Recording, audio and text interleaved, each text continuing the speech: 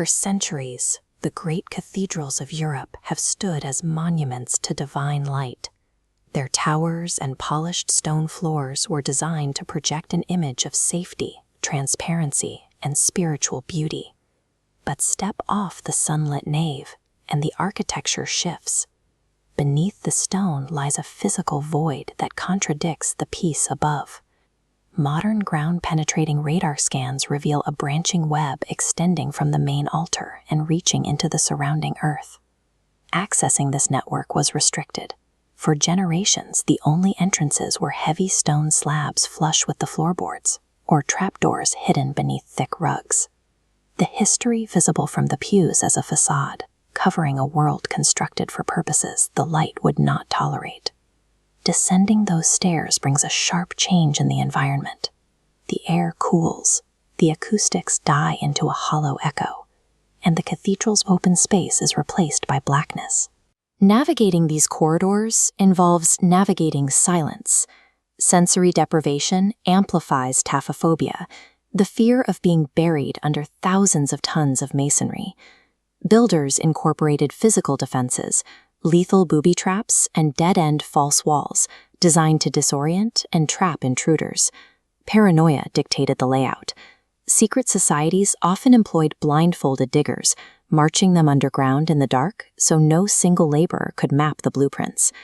Entering this space required a specific set of needs, demands that could only be met in the silence of the earth.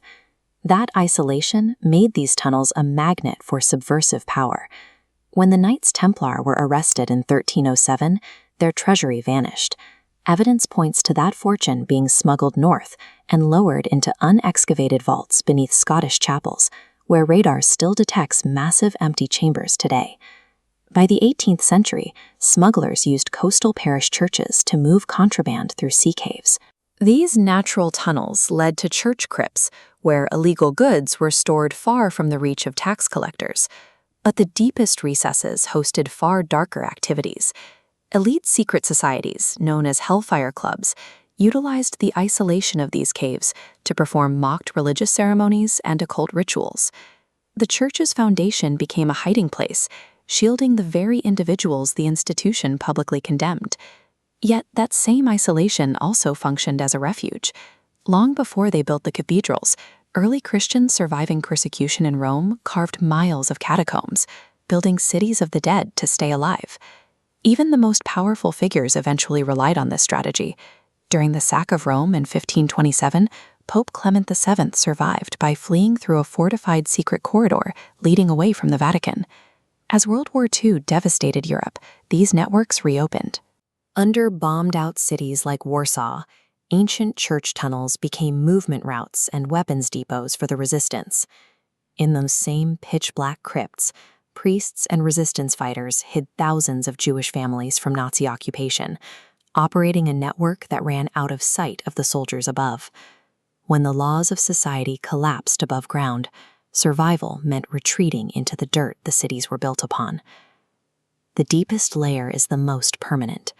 Millions of human bones are stacked into massive ossuaries, where individual identity dissolves into the architecture of the catacombs. Much of this history remains sealed.